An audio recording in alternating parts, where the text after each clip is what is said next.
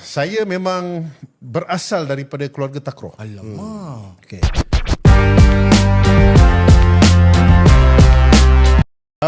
Saya memang berasal daripada keluarga takraw. Alamak. Okay. Arwah bapa saya, Haji Abdul Rauf Sulaiman, kalau orang lama kenal lah, sezaman dengan Ismail Hatan, sezaman dengan Haris Abdul Rahman, sezaman dengan Allahyarham Fauzi Ayub.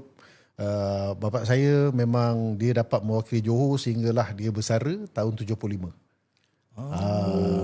Jadi adik jadi dia dapat bermain untuk negeri Johor, dia bermain sebagai apik kiri. Time tu dia adalah feeder dan juga killer. Sebab apa? Pakai apa? Pakai kepala. Rembat pakai kepala. Rembat pakai kepala lah. Betul. Jadi saya cuma dapat mewakili sampai daerah Muar saja. Bawah 18 tahun dan sampai takraw. Tapi lepas tu saya rasa saya dah terlalu banyak sangat nak bersukan lah. Semua nak main. Semua nak main. Sebab di sekolah saya, cikgu akan cari saya untuk semua game. Daripada volleyball pun saya kena main, basketball pun saya kena main, bayangkan. Netball tak ada Netball masa tu skirt tak cukup. Jadi masa tu jadi tak dipanggil lah. Pasal jambu.